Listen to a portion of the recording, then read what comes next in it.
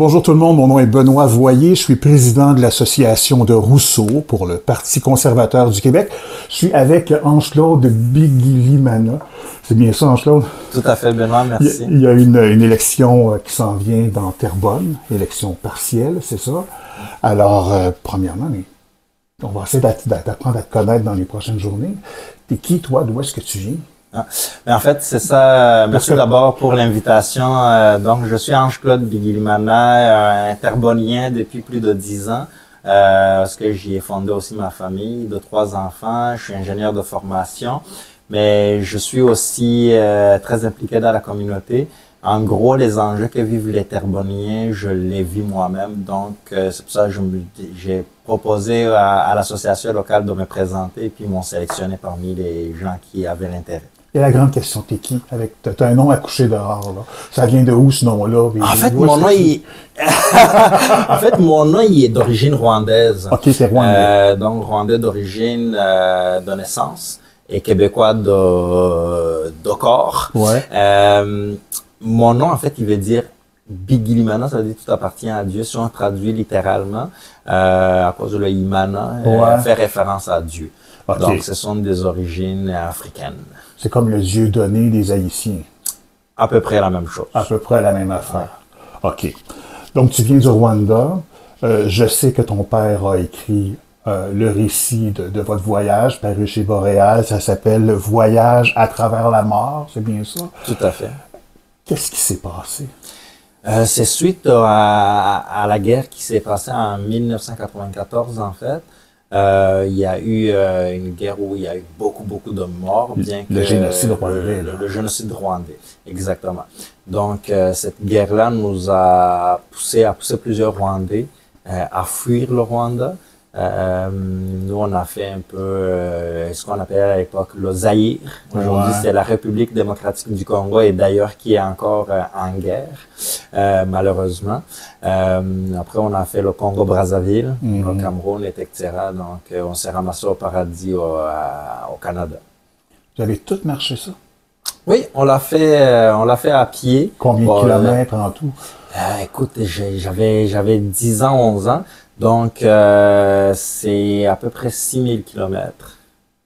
6000 kilomètres à pied. À pied. À pied, dans l'eau, de temps en temps, on fabriquait des radeaux de secours qu'on fabriquait sur le... Parce que le Congo, en fait, c'est un pays très riche en eau, aussi en ressources naturelles, mais tout ce qui est la réserve faunique aussi. Oui, on a côtoyé ces animaux-là, les nuits, les serpents... les pieds on dormait parfois debout dans les marécages. Les marécages, ouais. Les marécages. Donc, c'était pas dans le meilleur moment de ma vie, disons. Qu'est-ce que tu retiens de cette époque-là, de ta petite enfance, en fait, qui te sert encore aujourd'hui? En fait, ce que je retiens, c'est l'entraide humaine. Parce que dans ces conditions-là, les gens s'entraidaient beaucoup. On était souvent, il y a les femmes qui accouchaient en plein milieu du chemin, il y a des enfants qui avaient perdu le lait. D'ailleurs, moi aussi, j'avais perdu ma famille à un moment donné. Moi, j'ai été le plus chanceux des enfants, parce qu'après, j'ai retrouvé ma famille. Mais jusqu'à aujourd'hui, il y a des gens qui n'ont plus jamais revu leur famille. Soit ils sont morts, soit ils sont encore dans la forêt, soit ils sont retournés au Rwanda, etc. Donc, il y a toutes sortes, il y a cette résilience-là, de savoir que la vie ne tient qu'à rien. Tu sais, ça pouvait arriver que, pendant qu'on fuyait, quelqu'un reçoit une balle. Mais il était mort sur le champ. Ou il s'est fait mordre. Moi, j'ai assisté à quelqu'un qui est mort devant moi après avoir été mordu par un gros serpent. Et ça, c'est des choses qu'on n'oublie pas de la vie, quoi. J'ai fait un peu de porte-à-porte avec toi et quand tu parles de ton expérience, les gens sont touchés. Vraiment touchés. Tu viens de loin. C'est vrai que je viens de loin, d'où je décide de m'impliquer ici dans la politique québécoise. Je trouve que il y a 20 ans, le Québec qu'on avait, il est en train de se transformer, mais en mauvais. Et moi, je ne souhaiterais pas que le Québec connaisse ce que moi j'ai connu à l'époque. Ou que mes enfants vivent ce que j'ai vécu. Je le souhaite à personne d'ailleurs, c'est pour ça que je suis anti-guerre, tout court. Peu importe le pays où ça se passe. Parce qu'en fait, ça ne tient jamais qu'à un petit bout de fil pour que ça casse. Donc, il faudrait pas qu'au Québec aussi, ça arrive à nous détériorer. Tu sais, je regarde de plus en plus le nombre de sans-abri qui augmente. Je regarde les familles qui ont de moins en moins de la misère à se nourrir, à se vêtir. Je regarde les gens qui, en hiver, sont obligés de mettre des gros chandails parce qu'ils n'arrivent pas à payer le chauffage. Donc, tous ces enjeux-là font que je me dis, je ne souhaite du mal à personne de vivre ce que moi j'ai vécu. D'où l'importance de s'impliquer, de réveiller les consciences.